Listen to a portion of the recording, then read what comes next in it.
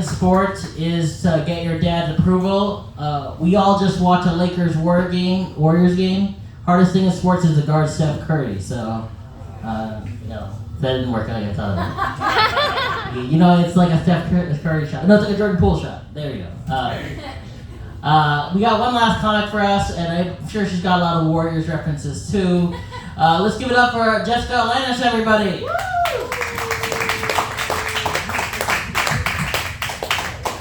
They usually save. Is this off? Turn it off.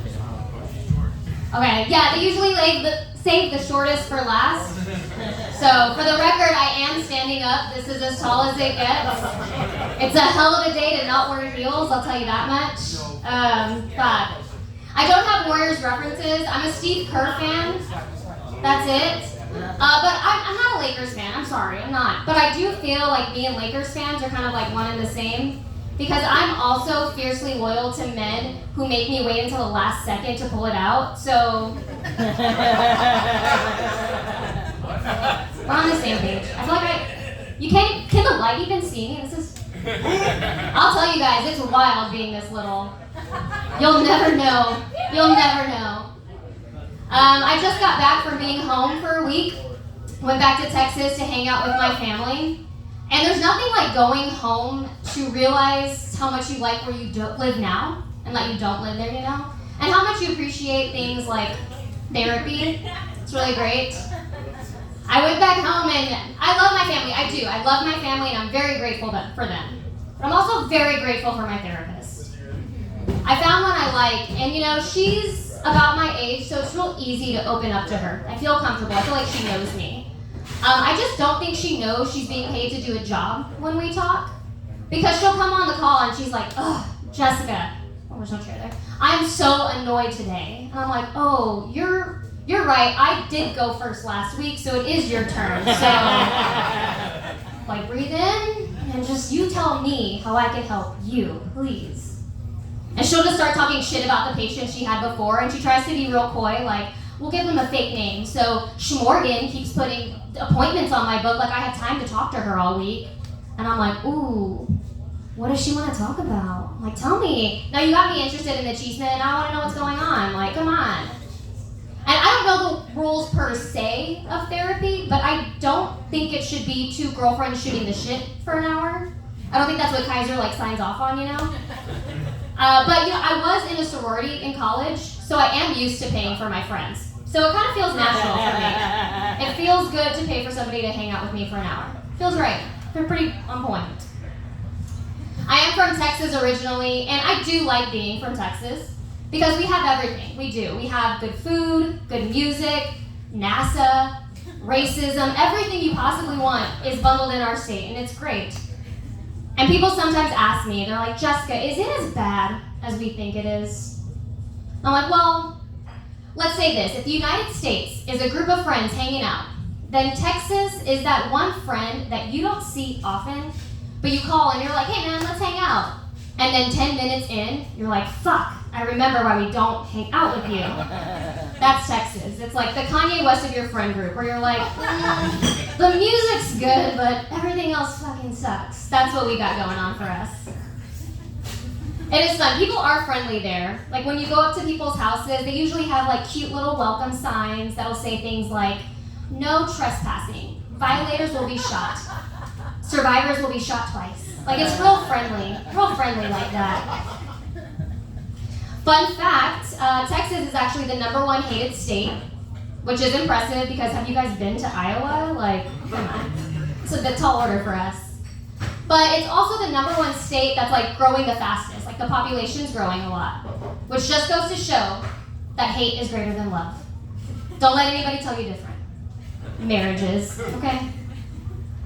No, Texas is fun. Contrary to popular assumptions you all might have had, I'm not white. I am Mexican. And sometimes that's shocking to people because I look entitled and I'm going to tell you a story about how I studied in Barcelona in the summer. And that's not true. It was Seville. In this spring. No, I know, I give off energy like I'm about to complain about stuff, and I get that, that's fine. But I am Mexican. I'm half Mexican, half anger and anxiety, which is the Latina special. So, I hate when people say Latino women have attitude. We don't have attitude, we have spice, babe. You're welcome. Like, come on. Anyway, so I'm Mexican, and usually when I tell people that, they like to ask, like, well, what part of Mexico is your family from? I'm like, the Texas part of Mexico, that part. Or they're like, well, do you speak Spanish? I'm like, oh, sí, but no. Don't listen to me. I'm what you call a no sabo kid. You heard of that? If you're not familiar, if you're not familiar, it's basically you don't know anything but the lyrics to Bitty Bitty Bom Bom. That's me. That's my Mexican. That's my Texan. That is my Texan. But I know. Oh, whatever. We got Selena. Take that as a win for us. No, I like being from Texas. I like being Mexican. My family back home, whenever I talk to them about my life in LA, I tell them like I'm single. They know I'm 33. They look at me like I'm an old dog in a shelter, and they're like, oh, she's never gonna get adopted. No one's ever gonna want her. And I'm like, babe, in LA, people aren't even going to the shelters, dude. Like, we're all just hanging the fuck out. It's fine. Not a big deal. Like, I think it would be so fun. I think it's great that they get to, plan out family photos and coordinate birthday parties. But I get to coordinate when I'm taking an edible so that it hits right at the end of my last meeting. You know what I mean? Like, I think I'm doing better, but whatever. To each their own, I guess. You want tumbleweeds in a little family photo? I want to not realize I exist. You know what I mean? Like, that's like the vibe, I guess, that we're going with. It's not all over the same, I guess. What else do I got for you guys? I am single. Being single is fun. Yes, my one homegirl in here. Single's fun. Dating, don't let anybody tell you it's bad. Dating is the best second job I've ever had. I promise you, it's the best second job.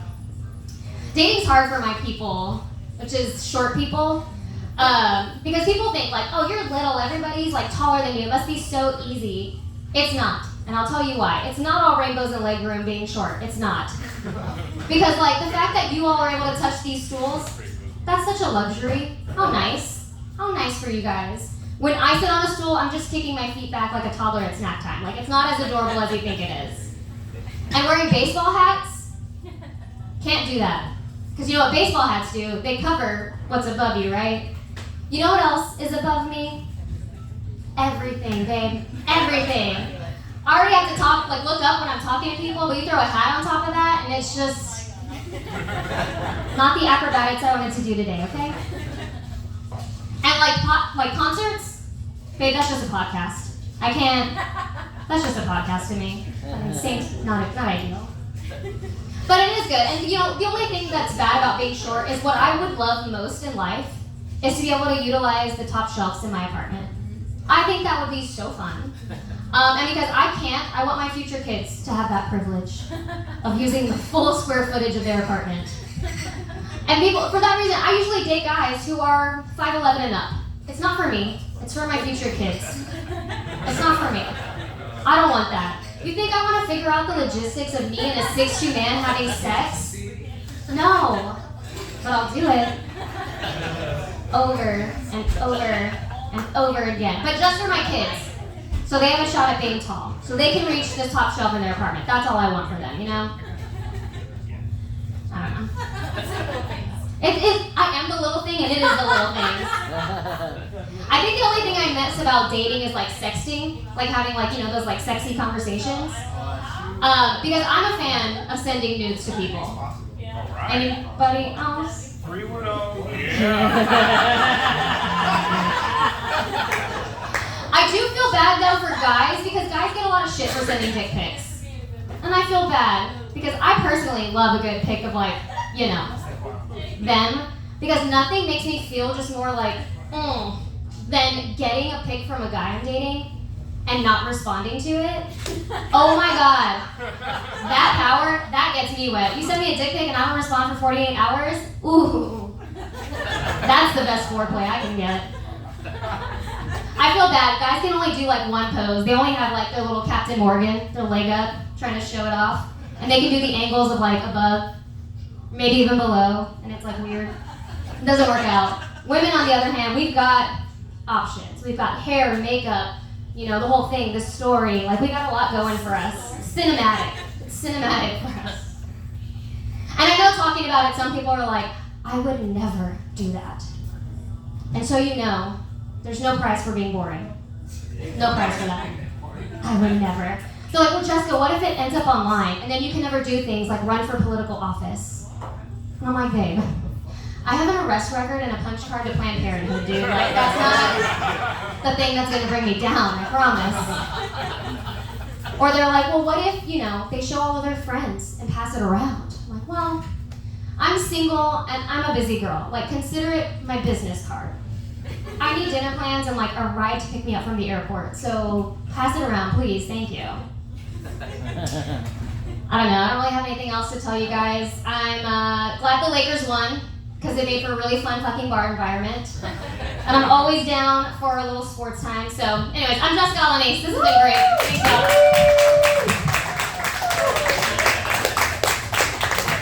Let's give another round of applause for Jessica Alanis, everybody! And all of our colleagues tonight,